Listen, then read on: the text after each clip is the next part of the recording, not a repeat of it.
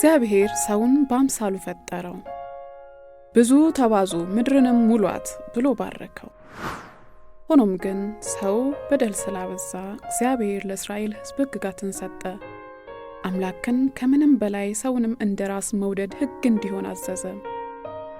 ኃያላን አገራት በሰላም ይኖሩ ዘንድ ሕገ መንግሥትን አረቀቁ። ኪነ ጥበቦቻችንና ስነ ጽሑፎቻችን አብሮ የመሆን ፋይዳ አጎሉ። የአምልኮ ስፍራዎች ለሕግ መታዘዝን ሰላም ያመጣል ብለው ሰበኩ።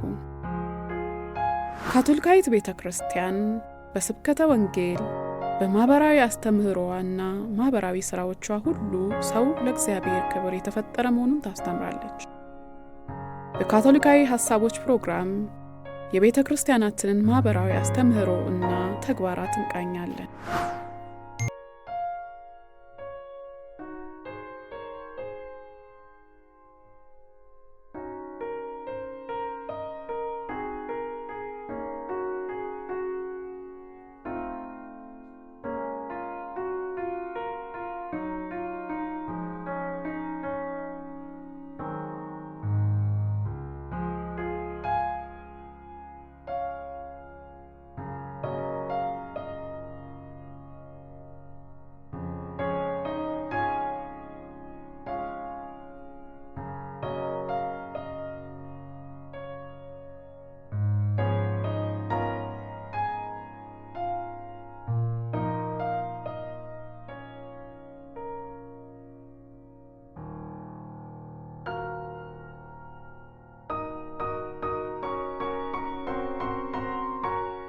ሰላም ጤና ይስጥልን ውድ የሰላም ካቶሊክ ቲቪ ተከታታዮች፣ ዛሬ ሳምንታዊው ካቶሊካዊ ሐሳቦች በተሰኘው ፕሮግራማችን ላይ እዚህ ተገናኝተናል።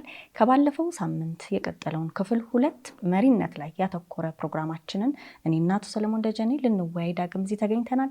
ተከታተሉን። ሰላም አቶ ሰለሞን፣ እንዴት ሰነበትክ?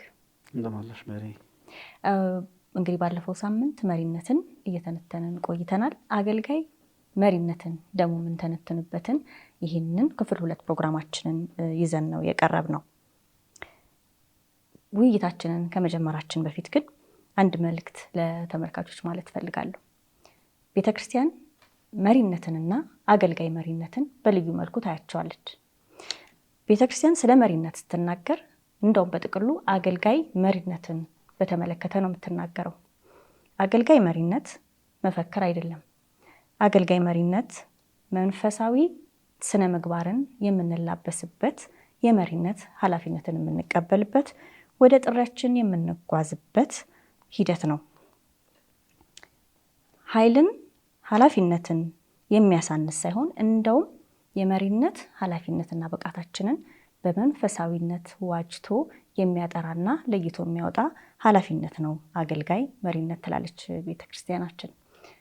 ሰለሞን፣ አገልጋይ መሪነትን እንዴት ነው የምትተረጉመው ቤተክርስቲያን? ሰፋ ያለ ትንታኔ ካንተ።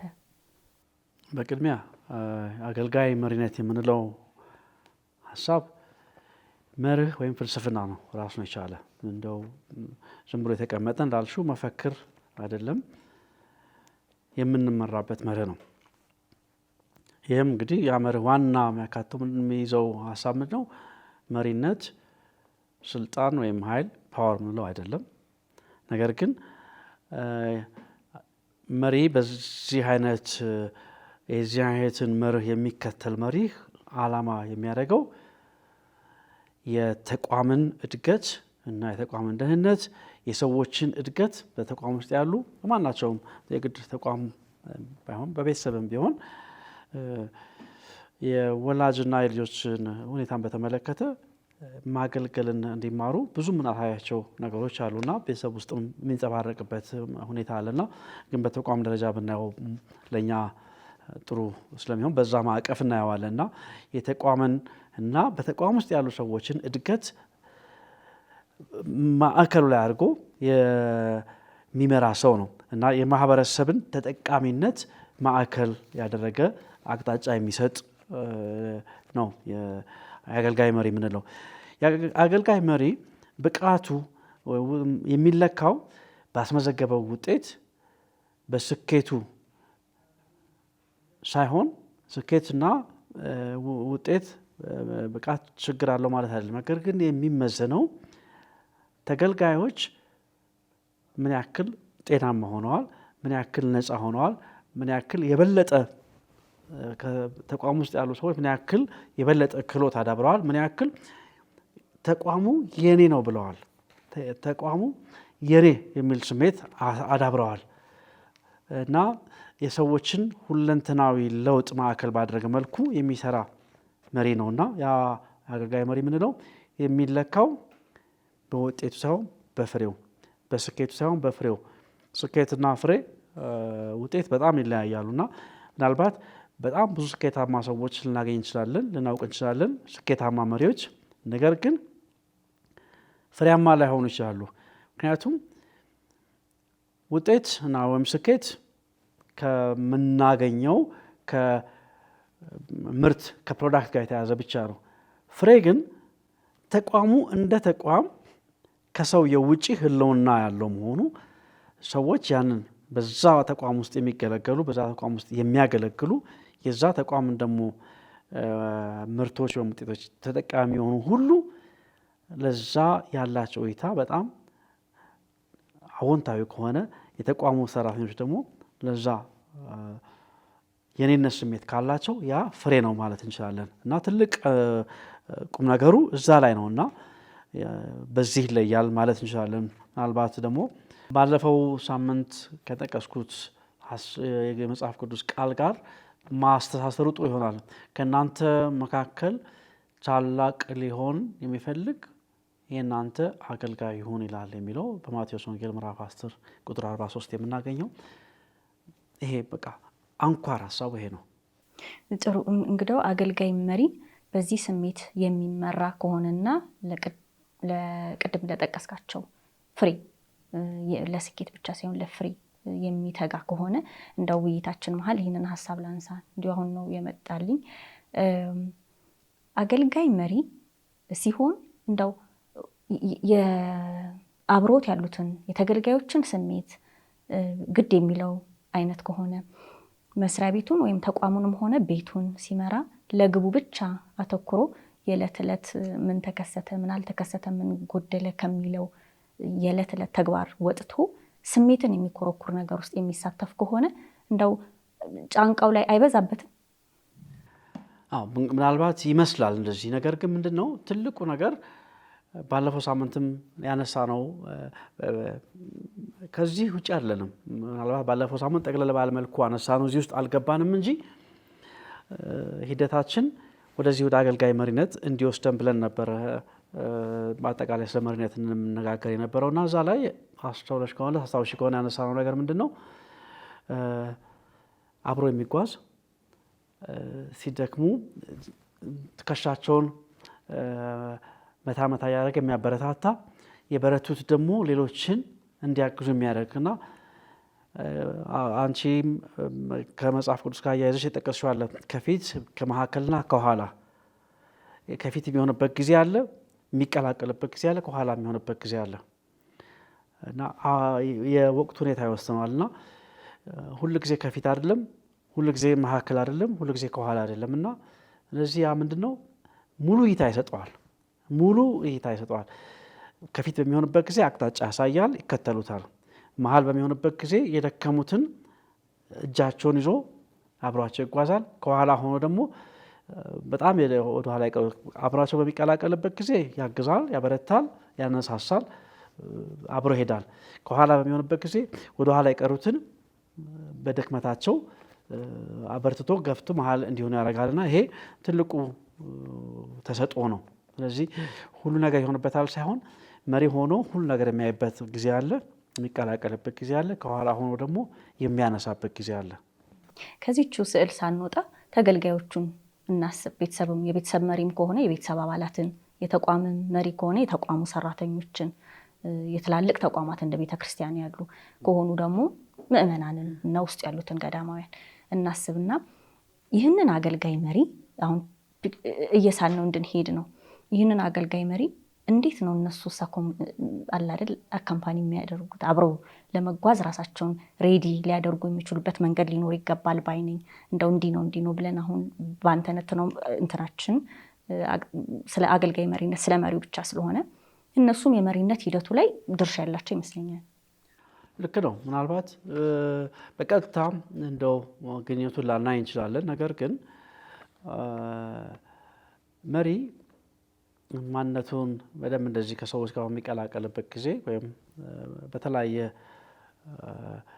ሁኔታ ራሱን በተለያየ መልክ በሚገልጥበት ጊዜ ሌሎች እንዴት ነው ከሱ ጋር ነገር የሚያደርጉት የሚለው ነገር ወሳኝነት አለው። ግን ስንመለከት ለምሳሌ በመጽሐፍ ቅዱስ ላይ የያዕቆብና ዮሐንስ እናት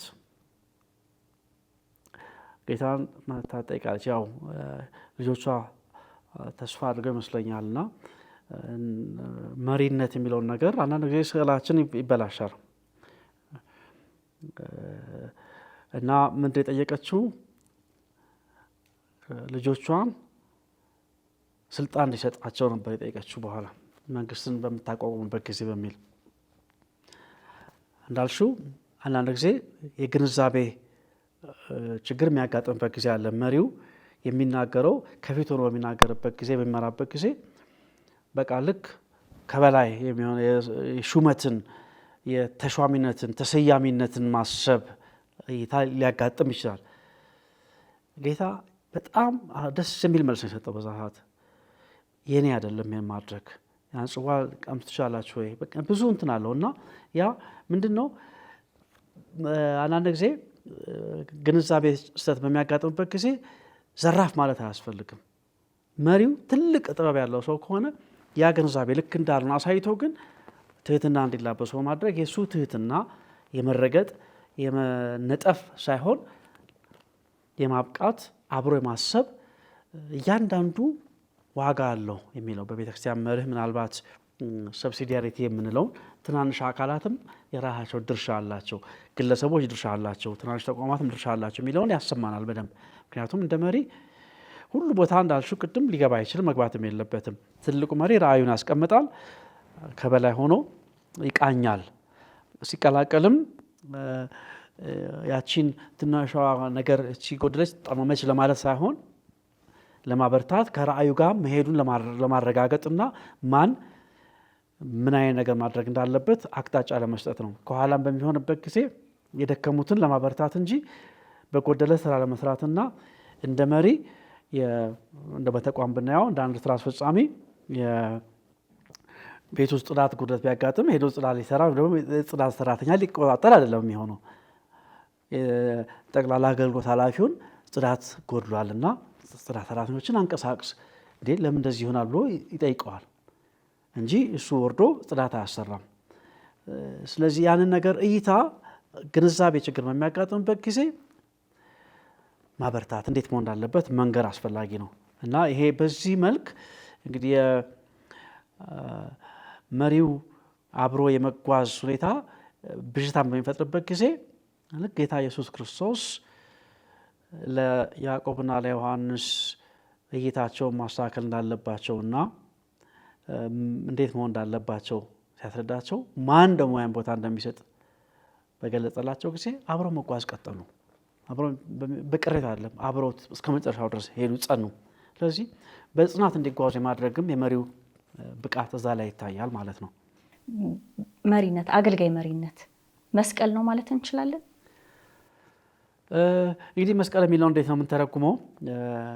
ፈታኝነት አለው። ምክንያቱም ቀደም ሲል በተመለከትነው ባለፈው ሳምንት በተመለከትነው ሀሳብ ላይ ለምሳሌ አንድ የተነሳ ሀሳብ ምን ነበረ?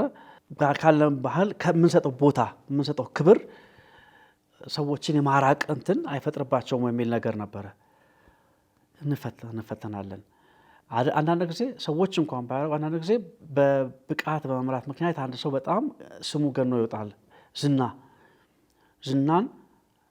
ዝናና ከበሬታ በጣም ፈታኝ ነገሮች ናቸው። ትልቅ ፈታኝ ነገሮች ናቸው። ለዚህ ነው የጌታችን መድኃኒታችን ኢየሱስ ክርስቶስን የመሪነት አርአያነት የመከተል ልምምድ በጣም የሚያስፈልግ። አንዳንድ ጊዜ ሊሾሙት ሲሉ ሊያነግሱት ሲሉ ከመካከላቸው ፈቀቅ ብሎ ሄደ ይላል። ለማንገስ የሚፈልጉበት ደረጃ ላይ ደርሰዋል። ዝናችን እንዴት ነው የምንቀበለው? የምንኮፈስበት ነው ወይስ ያንን ዝናችንን ተጠቅመን እንደውም ሌሎችን ላይ ተጽዕኖ በመፍጠር ተጽዕኖ በማሳደር እንዲቀላቀሉና ለጋራ ጥቅም እንዲሰለፉ ማድረግ ነው ያለብን እና ይሄ መስቀልነቱ ከምን ጋር ነው የተያያዘው? ባህላችን ባለፈው እንደተመለከት ነው ለቦታ ለስልጣን የሚሰጠው ዋጋ ከበሬታ አንዳንድ ጊዜ ያርቀናል። ያ አንዱ መስቀል ነው።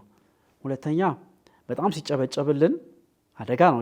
የጌታን ፈተና ስንመለከት ወደ ምድረ በዳ በሄደ ጊዜ አንዱ ፈተና ምን ያክል ታስጨበጭባለህ የሚል ነው እና በተጨበጨበልን ጊዜ የምንፈተንበት ስለሆነ መስቀልነቱን ከዛ አንጻር አየዋለሁኝ። ጥሩ። ከመስቀል የምትለውን ሀሳብ የተነሳችው ከምንድን ነው? ምናልባት የመጣችው አገልጋይ መሪነት እንግዲህ መሪነት ልዩ ስብዕና ይጠይቃል። እንዲሁ ሰው የቤተሰብ መሪም ሲሆን ታላቅ ከታናሽ በላይ የመሪነት ኃላፊነት ይሰጠዋል በታላቅነቱ ብለናል። የተለየ ስብዕና፣ የተለየ ብቃት፣ ልምድ፣ የትምህርት ሂደት፣ ቆራጥነት፣ የስነ ልቦናዊ ብቃት ሁሉም አለው።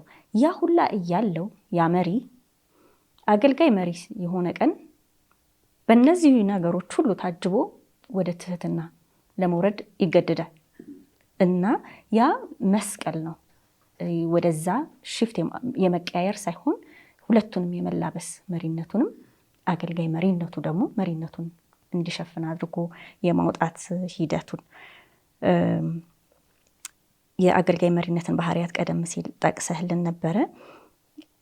እንደው ምናልባት መነሳትም ከቻለ ውስጥ ደግሞ እንደ ሰው መሪ ሰው ነው። ውስጡ የኃላፊነቱ የሰጠው ምን ልበል እንደ መኮፈስ ሳይሆን የአገልጋይ መሪነቱ የሰጠው ቦታ አለና ለዛ የሚጠቀማቸው ነገሮች የሚኖርበትን ቤት ይሁን አኗኗሩም ሁኔታውም ፈታኝ ነው። በውስጡ ኩራት ሊያዳብር ይችላል። ይህን እንዴት ሊታገለው ይችላል? ያጋጥማል። እንደውም ትልቁ ነገር አንድ የምድረ በዳ የበረሃ አባቶች በመጀመሪያዎቹ ክፍለ ዘመኖች የነበሩ መነኮሳት ታሪክ አለ። 3 መነኮሳት ወደ ምድረ በዳ ቅድስናን ፍለጋ ይሄዳሉና በጣም በቅድስና በሚኖሩበት ጊዜ ሰይጣን በጣም ብዙ ፈተናቸው። በሀብትም በምንም ሊሆን አልቻለም። አሁን ባሉበት ሰዓት 3ቱም ወደ ተለያየ አቅጣጫ ሄዱ እና ወደ ተለያየ አቅጣጫ ሄደው የት እንደደረሱ በሚፈላለጉበት ጊዜ አንደኛው ሰይጣን ምን ይላል? እገሌ እኮ ያኛው መነኩሴ በእስክንድሪያ ጳጳስ ሆኗል ይለዋል፣ ተሾመ ይለዋል። አሁን በውስጡ ቅናት አደረበት። ጵጵስናው አገልግሎት መሆኑን ዘነጋ እና ዝና ወንበር የሚያደርግበት ሁኔታ አለና ወንበር ላይ ያለው ምን አይነት እንደሆነ አናውቅም፣ ዛሬ አይተርክልንም። ግን ነገር ግን ሰዎች የሚፈተኑበት ሁሉ ጊዜ መሪነቱ ጥሪ እና አገልግሎት መሆኑን በመዘንጋት እንደ ከበሬታ ስለሚያዩት ነው። እና ያ መነኩሴ በዛ ተፈትኖ በብዙ ነገር በሀብትም በሴት በብዙ ሞክሮት ነበር፣ አልተሳካለትም ነበር ሰይጣን። ነገር ግን ተሾመ በሚልበት ጊዜ ስልጣን፣ አገልጋይነት፣ መሪነት ምን ያክል ከአገልጋይነት ጋር እንደተራራቀ እንዲያስብ አድርጎ ተፈተነበት በዛ እና ያ የሚሆንበት ሁኔታ አለ። በእርግጥ ግን ጥሪያችን ሁሉ ጊዜ እንግዲህ የምንመለከተው አይናችንን መስቀሉ ላይ አይናችንን ያ በበረት የተወለደውን ያ መኖሪያ እንኳን ያልነበረውን ያ እግር ያጠበውን ያ የተረገመ ሰው ሞት የሞተውን አይናችን እዛ ላይ በማኖር ራሳችን በዛ የምንቃኝ ከሆነ ያንን ፈተና የምናልፍበትን ጸጋ እናገኛለን፣ በእኛ ብቃት ሳይሆን። ጥሩ። እስኪ ወደ ካቶሊካዊ ሀሳቦች፣ ፕሮግራማችን ካቶሊካዊ ሀሳቦች ነውና በአብዛኛው የቤተክርስቲያን ማህበራዊ አስተምህሮ ሀሳቦችን ከምናነሳቸው የተለያዩ ርዕሶች አንጻር እንተነትናለን። አገልጋይ መሪነትን ከካቶሊክ ማህበራዊ አስተምሮ አንጻር ብተነትንልን። መልካም። እንግዲህ ዋናው መሰረታዊና ማዕከላዊ የቤተክርስቲያን ማህበራዊ አስተምሮ የሰው ልጅ ሰብአዊ ክቡርነት በእግዚአብሔር መልክና አርአያ የተፈጠረ በመሆኑ ምክንያት ብቻ ተፈጥሯዊ የሆነው ከእግዚአብሔር ያገኘው ክቡርነቱን ነውና በዚህ በአገልጋይ መሪነት ላይ የመሪው ትልቁ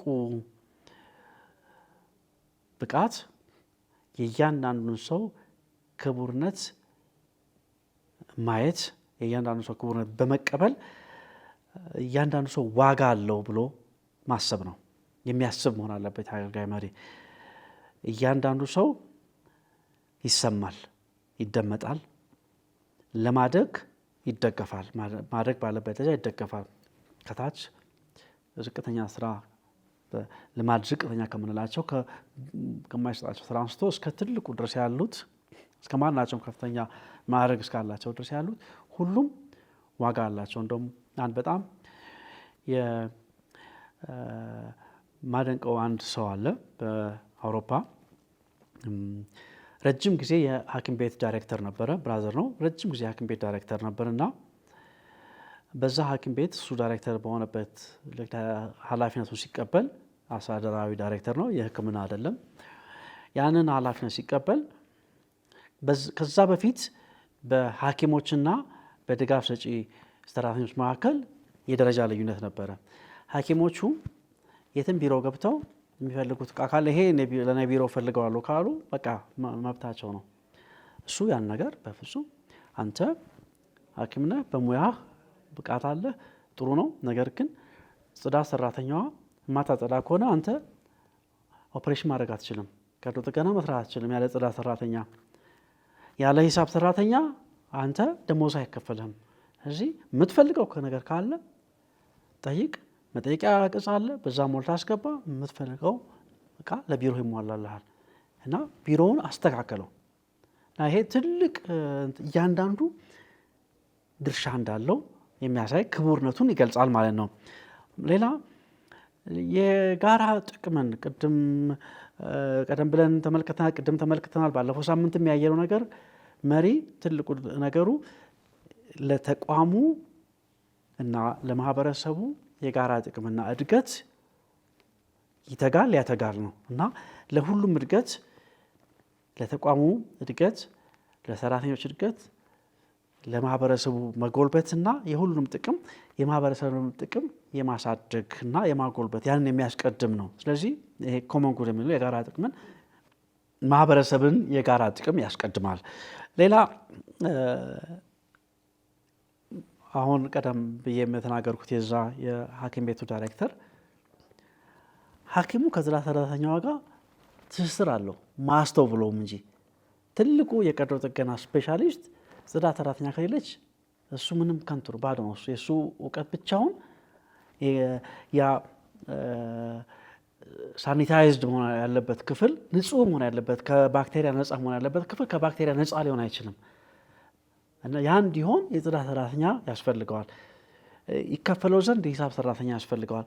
ህብረተሰባዊ ትስስር በተቋሙ ደግሞ እርስ በርስ ያለ ትስስርን በጣም መሪ አንዳችን ለአንዳችን አስፈላጊ እንደሆንን፣ አንዳችን ለአንዳችን መድኃኒት እንደሆንን፣ አንዳችን ለአንዳችን ድጋፍ እንደሆንን የሚያሰርጽ መሪ ነው። እንዲቆሙ እንዲሳተፉ፣ በተለይ ደግሞ ከተገፉት ጋር መቆምን በስራ ቦታው ቅድም ያለው እንግዲህ ይሄ ዳይሬክተር ትልቁ ስራው ምንድነው? እነዚህ በሐኪም ቤት ውስጥ ማዕከላዊ ስራው እንግዲህ ሕክምና አይደለ። ከዛ ውጭ ያሉትን በቃ ወደ ጎን ነው። ያ ዳይሬክተር ምንድን ያደርገው? ከተገፉት ጋር ቆሞ የተገፉትን ከሌሎች ጋር አስተካከለ። ከተገፉት ጋር መቆም ህብረተሰባዊ ትስስር የምንለው በጣም አስፈላጊ መርህ ነው ለመሪ። ሌላ የአማርኛ ቃሉ አሁንም ከባድ ነው። ሰብሲዲያሪቲ የምንለው ይሄ ትናንሽ አካላት፣ ትናንሽ ተቋማት፣ ትናንሽ ክፍሎች፣ ንዑሳን ክፍሎች ወይም ደግሞ ግለሰቦች መስራት ያለባቸውን ግለሰቦች መስራት አለባቸው። ትናንሽ አካላት፣ ንዑሳን አካላት መስራት ያለባቸው ንዑሳን አካላት መስራት አለባቸው። ቅድም ስንመለከት መሪ አገልጋይ ነው ማለት ይሄ ወርዶ ጽዳት ይሰራል ማለት አይደለም ብለናል። ግን ጽዳት ሰራተኛው ወይም የጥበቃ ሰራተኛው ብቃት እንዲኖረው እሱ መስራት ያለበትን መስራት እንዲችል የማብቃት የማጎልበት ስራ በጣም ወሳኝ ነው። መሪ ማለት እንግዲህ ምን ያክል እያንዳንዱ ዘርፍ፣ እያንዳንዱ ክፍል፣ እያንዳንዱ ግለሰብ ምን ያክል ለተቋሙና ለጋራ ጥቅም አስተዋጽኦ ማድረግ እንደሚችል ማረጋገጥ አለበት። ሌላ ባለፈውም በመጠኑ የተመለከትነው የሀብት ሞግዚትነት። ሀብት የምንለው የእውቀት ሀብት የምንለው የገንዘብ ሀብት የምንለው የቁስ ሀብቶችን ጠባቂ ነው። የሰዎችን ተሰጥኦና ስጦታ የመጠቀም የማጎልበት ያን ደግሞ እርስ በርስ እንዲመጋገብ የማድረግ ኃላፊነት አለበትና በቤተክርስቲያን ማህበራዊ አስተምህሮ ጋር ስንመለከተው እንግዲህ ይህንን ይመስላል። እነዚህ መርሆችን የሚያጎለብት መሆን አለበት መሪው።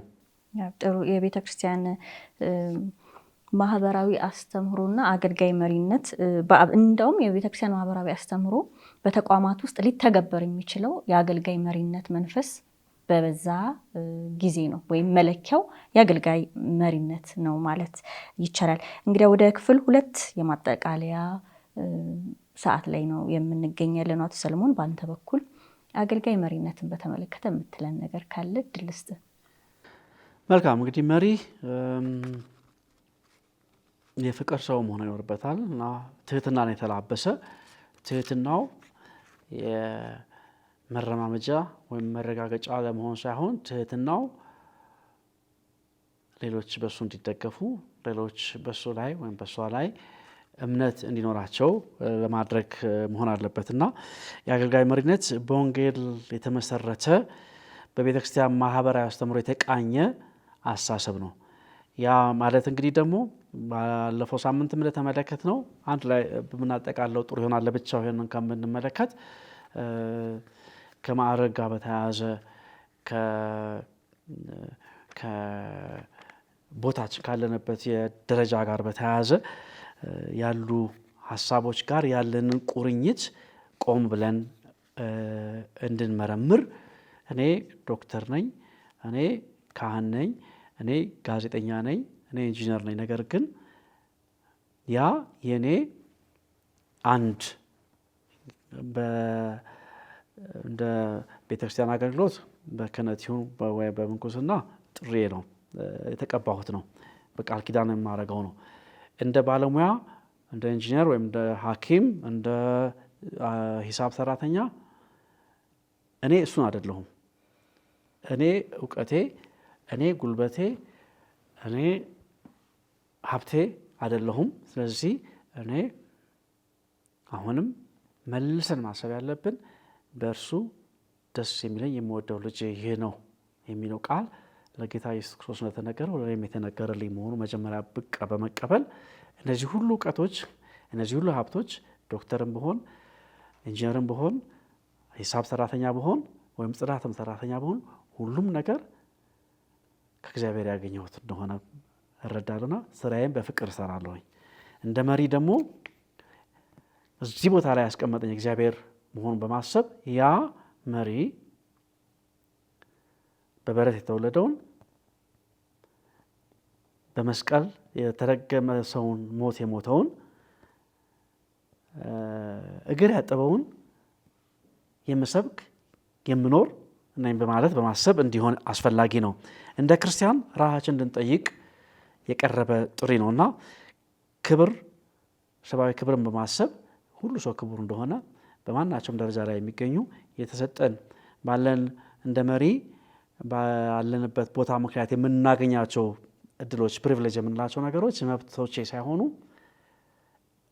ለአገልግሎት እንዳውላቸው የተሰጡ መሆኑን በማሰብ ለጋራ ጥቅም እንደውም ሌሎች ላይ አሁንም ደግሜ ላለው በሌሎች ላይ ተጽዕኖ በማሳደር ሌሎችም የነሱን እድሎች ፕሪቪሌጆች አምጥተው ማህበረሰባዊ ለውጥ እንድናመጣ የቀረበ ጥሪ እንደሆነ እንድናስተምር አስፈላጊ ነው። የእያንዳንዱ ድርሻ ቦታ እንዳለው የቅድሙ ምሳሌ በጣም ጥሩ ነው። ምናልባት አንድ መጨረሻ ምሳሌ ልናገርና ልዝጋው። አስተማሪ የሆነ በአንድ ክብረ በዓል ላይ ብፁዕ አባታችን ካርዲናል ብርሃነ ኢየሱስ ልጆች የሚያጫውቱት ጌም ነበረ። በኳስ የሚሞክሩት የሆነ ነገር የመምታት ነገር ነበር እና እዛ ጨዋታ ላይ በቃ ልክ ከልጆቹ ጋር ልክ ልጆቹ መስለው ያደረጉት ስራ በጣም ለብዙዎች ከኛ እምነት ውጭ ላሉ ሰዎች ራሱ ብዙዎች ደስ ያላቸውና አስተማሪ ሆነ እንደዚህ ነው ከሰዎች ጋር ቅርብ መሆን የሚል ሀሳብ ነበርና ይሄ አስተማሪ ሀሳቦች ናቸው። ትልቁ ነገር ደግሞ መሪ ሁሉንም ለሁሉም ቦታ እንዳለው ትንሹም ትልቁም ቦታ እንዳለው በሚያሳይበት ጊዜ ፈዋሽ ነው። ለእርቅ በጣም ይጠቅማል። ማንም ከኔ የተለየ አይደለም ብሎ እንዲያስብ ያደርጋልና ለይቅርታና ለእርቅ በጣም ትልቅ ለፈውስ ትልቅ ቦታ ስላለው መሪ አገልጋይነቱ ማሳየት አለበት የሚል እምነት አለኝ። ጥሩ በጥሩ ሁኔታ ደምድመዋል አቶ ሰለሞን። ውድ የሰላም ካቶሊክ ቴሌቪዥን ተከታታዮች እንግዲያው አገልጋይ መሪነት የሚለውን ጠለቅ ያለ ጽንሰ ሀሳብ በዚህች ፕሮግራም ለመዳሰስ ነው የሞከርነው። አገልጋይ መሪነት በጥሩ ሁኔታ ተተንትኖልናል።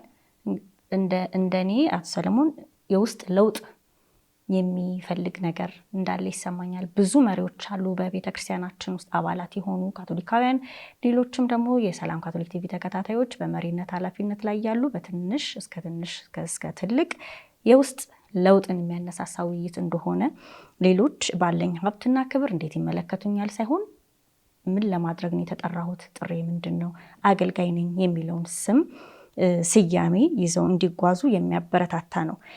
ስለዚህ ተመልካቾቻችን አመራርን መሪነትን እንደ ጥሪ እንድንቀበለው፣ ስልጣንን እንደ ኃላፊነት እንድንቀበለው፣ ሌሎችን በክብራቸው ሰዎችን በክብራቸው ልክ መሪነታችን በሰጠን እድል መጠን እንድናስተናግድና እንድናይ፣ ትህትናችንን እንደ ብርታት እንድንገነዘብ፣ እንዲሁም ተጠያቂነታችንን ራሳችንና ሌሎችን ለመጠበቅ እንጂ ለስጋት እንዳይሆንብን አደራ እያልን በሚቀጥለው ሳምንት በሌላ አዲስ ርዕስ እስከምንገናኝ ድረስ መልካም ሳምንት።